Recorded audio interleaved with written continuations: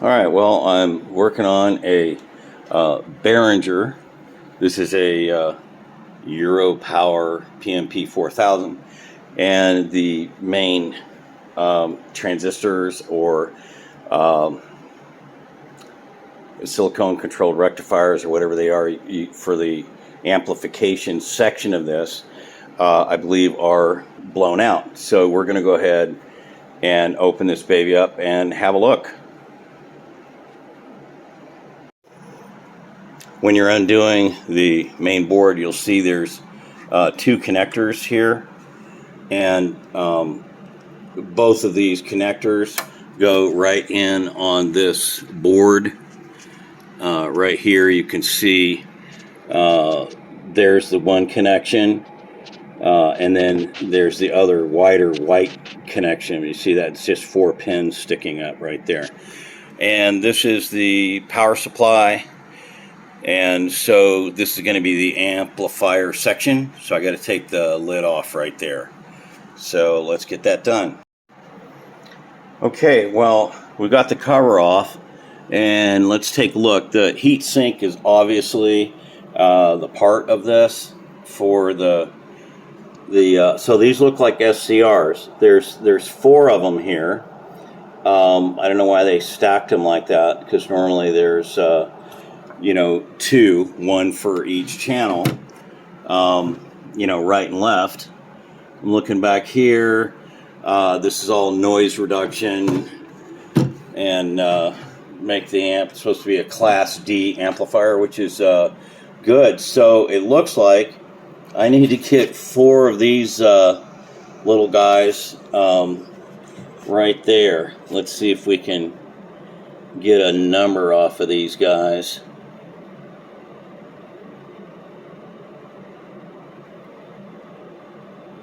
Okay, let's see if this one comes out better.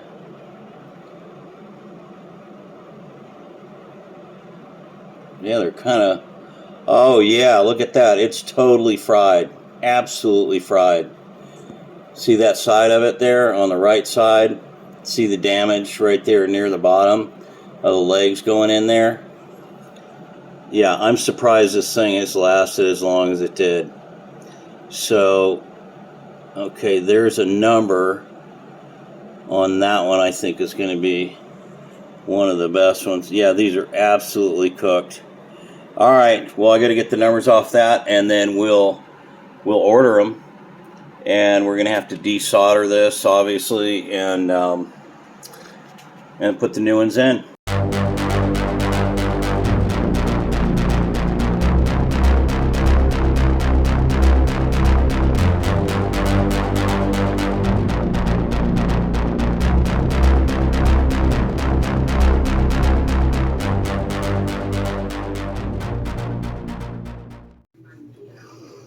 Okay, I'm about to replace the MOSFETs, these 4 MOSFETs right here.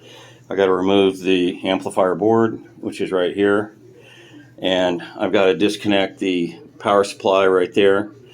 So I'm going to videotape it, make sure I get these plugged back in where they're supposed to go. And then we're going to pull this board out, desolder the MOSFETs, replace them, and put it back together and give this thing a test. You can see there's also a connector right here that's got to be removed so I can get the board out. Okay, so I've unscrewed all the screws. There's one right in between these 2 capacitors right there, so you don't want to forget that one. You can see it right down there. And so I'm going to vacuum this out, clean it up, but you can see right here there's one of the MOSFET connectors. There's another one. There's another one. There's another one. So I'm going to desolder these. We'll go ahead and pull the screws out of the MOSFETs right there so they'll detach easily, and then I can desolder them and put the new ones in. You want to take notice that the screws coming out of the MOSFETs have a little plastic gasket on it. If you don't put those screws back properly, it will short the MOSFET. So I've already replaced 3 of the MOSFETs. You can see right here with the screws in them. I've got 1 more left right there. They're desoldering really nicely with the desoldering tool. I just got to go ahead and solder this MOSFET that I just put in right there. Then I've got 1 more to go and ready to reassemble. See if that's the issue. Fork in the Road Tour finds its way to the Brown Center on the 28th of this month, Kansas, on Big. We're going to go ahead and desolder this.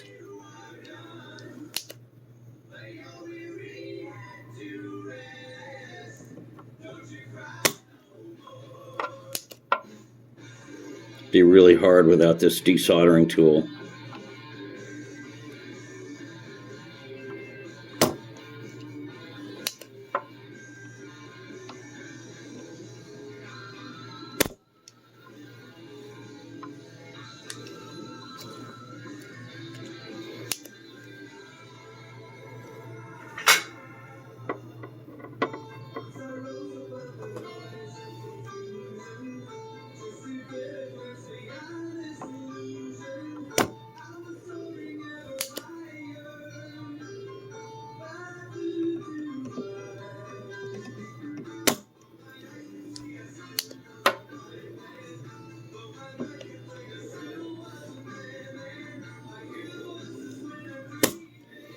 The last 2 were really easy. The MOSFET actually fell out.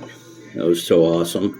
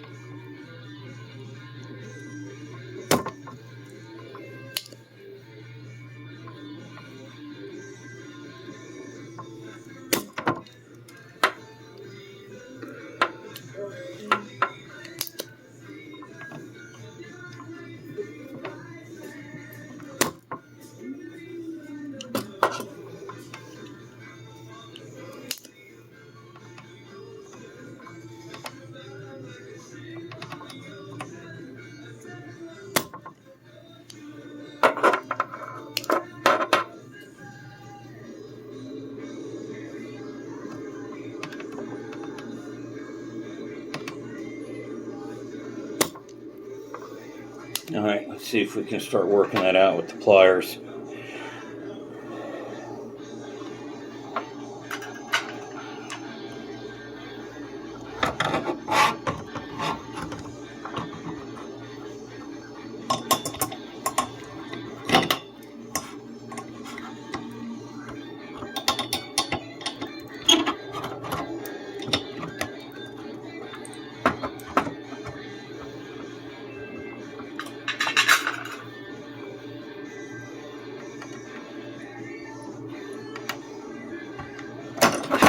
There we go.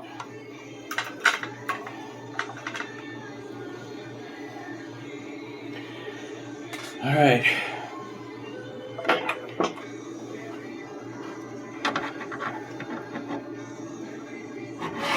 Need to clean that up a tiny bit so I can get the MOSFET in there nice and clean.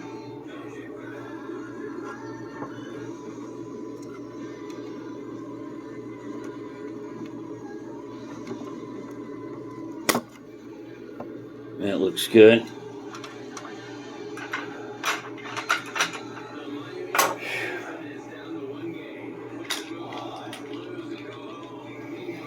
All right, let's see what we got here.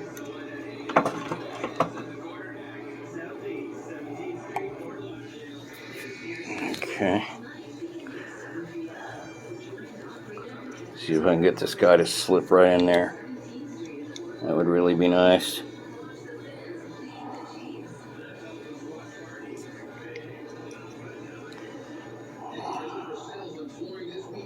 Nope, not quite.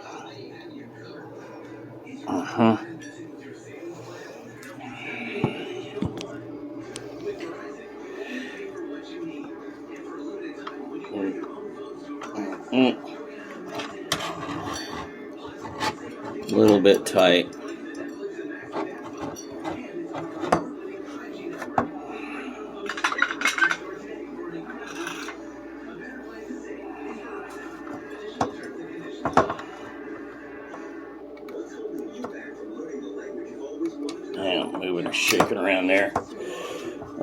don't want to get that stuck in there like that too far, because I got to still mount it.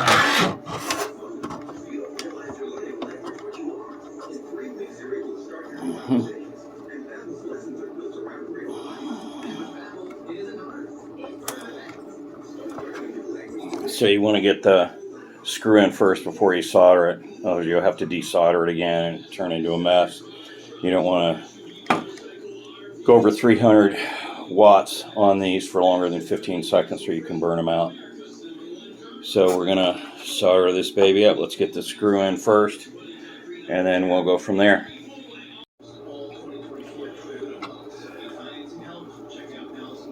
Alright, let's solder this last one in.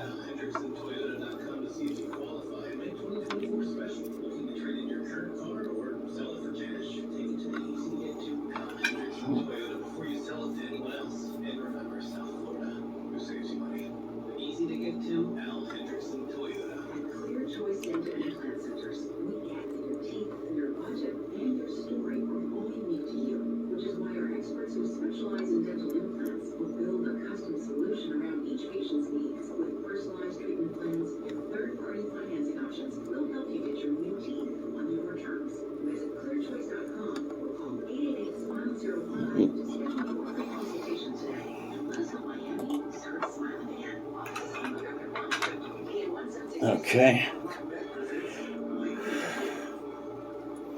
Let's check it. Make sure it looks good. It looks good to me. Alright, we're going to reassemble this guy now and hook it back up and see what we got.